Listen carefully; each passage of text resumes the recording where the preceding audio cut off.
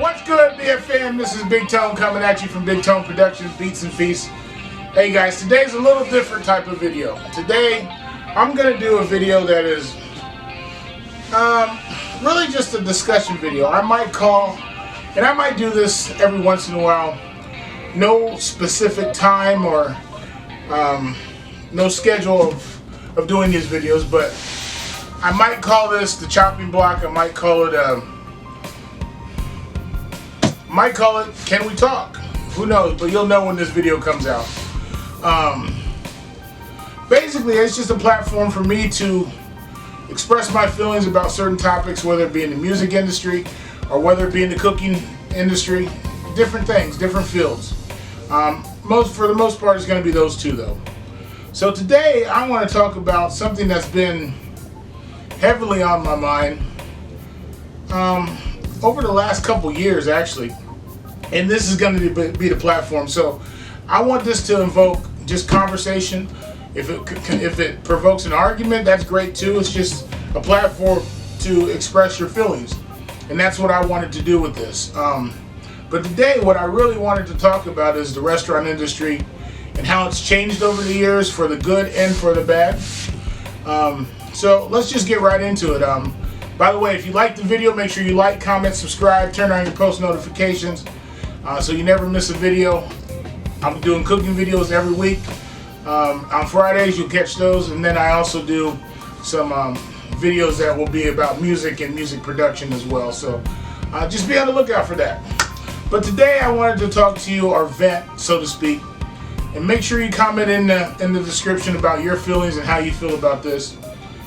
It's kind of just in the direction of the way the food industry, and especially the television food industry, has changed.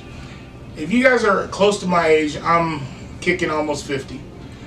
If you guys are close to my age, you probably grew up in the time frame when there was probably one or two cooks on TV.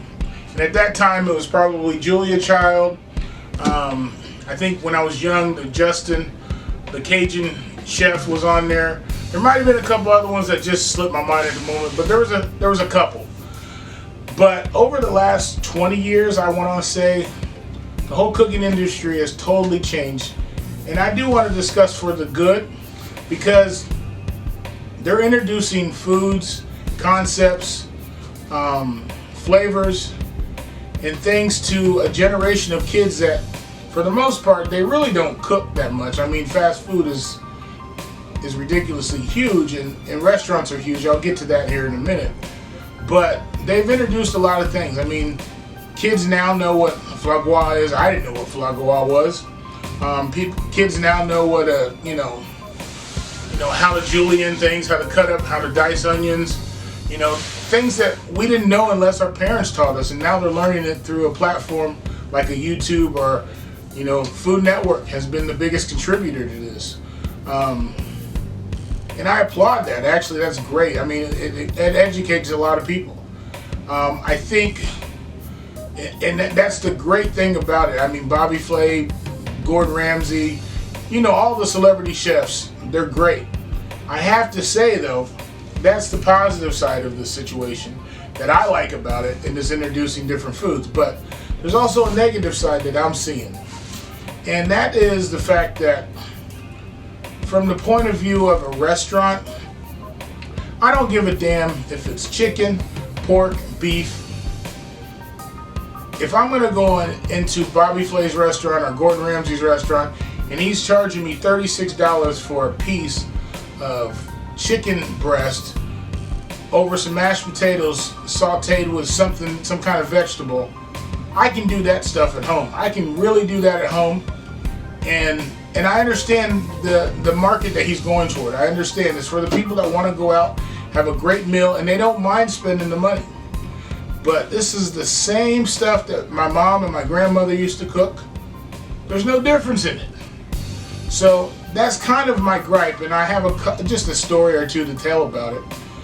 And I think that's the bad part about the Food Network, because I've had multiple experiences where I've, through my limited travels down south and in the East Coast and a little bit out west, is that I would go to a Bobby Flay restaurant, or I would go to a Guy Fieri restaurant, And I would be expecting this incredible food that would just blow me away. I haven't had that happen yet, to be honest with you. Nothing has touched me. Matter of fact, the best meals that I've gotten at restaurants were the restaurants that were not popular.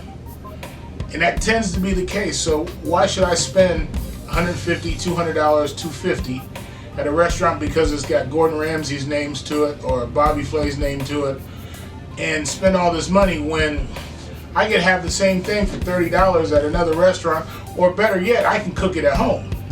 You know, I realize this is a different time frame. People don't cook like they used to, or my mom and dad and grandmother, and they cooked every day. And I grew up that way. A lot of kids don't grow up that way now, and I realize it's a different time. But realistically, if you're having a chicken sandwich and you want to spend $40 on a chicken sandwich with some other sauteed vegetables and a drink or whatever you're going to have, and I'm exaggerating on the price, but it just depends on the restaurant. If you want to do that, that's totally up to you, but there's no difference in Gordon Ramsay cooking a chicken sandwich and what you can learn to do at home. So that's kind of my gripe, and the fact that the restaurant industry has taken advantage of this, and they are introducing a lot of food. I mean, this is where I get into my little bit of story time. I was in Nashville, and I think we had come back from the Bahamas at that time, and I had some extra money, and we went to this restaurant. I don't remember what the name of the restaurant was. I probably wouldn't say what it is, even if I did know. But it was a high-end restaurant.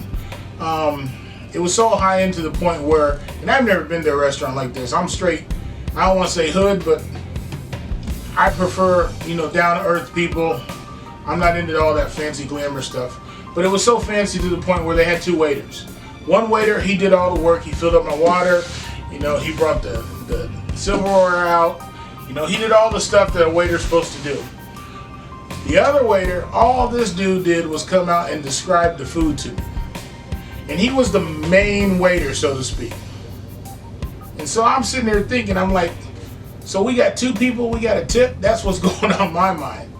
So anyway, after he explains the meal, or explains the menu and the food that that we can order, I start looking over the menu, and I don't remember the names of these dishes, but after they came out, I'll tell you what I named them. But there was a corn dish that was there, and then there was a bacon dish. Now these are appetizers. I think the corn dish was somewhere around $20, and then the bacon dish was somewhere around $14 or $15. Now granted, I'm splurging. We're just coming back from the Bahamas. We're driving home from Florida, and this is a splurge moment. But it got me really thinking. So once the food comes out to the table, I look at the corn dish, and it's a nice brulee on top. They bruleed it with a little gun, and it's got a nice caramelization on top. And so I took my spoon and dipped in it. I tasted. That shit's no different than my mama's, or my grandmother's and my mom's corn pudding. That's what I call it. It's corn pudding. They just put a big fancy name to it. Nothing changed. It's just now they're introducing these foods that I've been eating since I was 2 years old, 3 years old, to a new generation that really has no clue about what happened at that time. Obviously they don't. They weren't born then, but they're just taking advantage and introducing these foods that are down-home foods, comfort foods, and they're putting it in these high-end restaurants, and they're charging $20 for it. That's ridiculous. The other dish that was there was, they called it candied bacon, I believe is what they call it. But literally all it was a piece of, and forgive me, wherever you're from, where I'm from, we call this Joe bacon. Otherwise, it might be called Jow bacon. It's Joul. We call it Joe bacon. It's the bacon that's got the hard rind around it. Basically, the pork belly just cut up in thick slices. But all that was just a piece of Joe bacon, and they candied it, and they put some chocolate on it. That's all it was. And it got me thinking. I was sitting there going, this is absolutely crazy. It was $15, one piece of Joe bacon with some chocolate on it. And I was like, this is incredible. So long story short, at the end of that meal, my bill was probably I want to say it's like $2.50. By the time we done had this dry aged steak that I wanted to try, and it was no different than what I would make at home. Matter of fact, my girlfriend said I liked your steak better. So it was all just a smoke screen for us, and so that was kind of my gripe. So comment down below how you guys feel about that, because they're now not only have they introduced this food, but now they're taking it to a level where simple things, fried chicken, they're charging $15-20 for 3 pieces of fried chicken and a side. In Nashville, the hot chicken. I've been hot chicken. Been in a lot of these restaurants, and I'm picking on some of those, but I've been in a lot of these restaurants, and I'm expecting this incredible meal. And by the time I'm leaving, yeah, I'm full, but I done spent $50-60 in an average restaurant, and it's no different than what I could do at home. And some of these I'm not splurging. Some of these, especially the rib joints down south. There's only been one place that I've been that I felt like it was good, and I've been to a few of them, and I felt like I was satisfied, and that was in Memphis. But and I'm sure there's others. I'm not saying that that's it, but I'm expecting this great meal and something to blow me away, and nothing happens. But so yeah, I want you to comment down below in the comments. Like I said, this platform is to provoke conversation, disagreements, arguments, your feelings. That's basically all it is. It's just to provoke conversation. And I'll do different topics, but this one specifically is about just the food industry. I mean, the whole Food Network was a major contributor, as I said, and it has its good points and bad points. But I just wanted to know your feelings about it, how you guys thought about it. And I think it's a great thing because now everybody can display their talents. But I think they're charging way too much for food. And let me get to another subject before I stop here. This whole farm fresh to the table thing, that's only big now because we've gotten so far away from that with fast food. I mean, before I grew up, I remember on my uncle's farm that I grew up on, not everybody grew up on a farm, but on my uncle's farm was wringing chickens' necks, watching them run around with their neck broken, and cooking fresh fried chicken. There's nothing better than that. If you haven't experienced, you need to, but I understand that not everybody grows up that way. But having fresh corn, fresh vegetables, fresh eggs, it's totally different. Fresh milk, it is totally different. And that was a different time period, I realized that. But I just think that we're capitalizing on things that should be, and they just been taken away by the convenience factor and the unhealthy food that we consume, and it's accepted. So that's just really my point of this whole video today.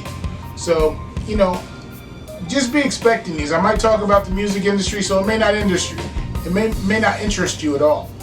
I may talk about a certain dish, or I may talk about a fad in the food industry, but just tell me what you think about this and how I can improve it. But just comment down below, and if you like the video, guys, like, comment, subscribe, turn on your post notifications so you never miss a video. Like I said, food videos on Fridays. Every once in a while I'll be doing a tutorial for music videos, and then I'll sprinkle these in every once in a while. Like I said, I may call it the chopping block, or I may just call it Can We Talk. So hey guys, make sure you like, comment, and subscribe. This is Big Tone signing off. Peace.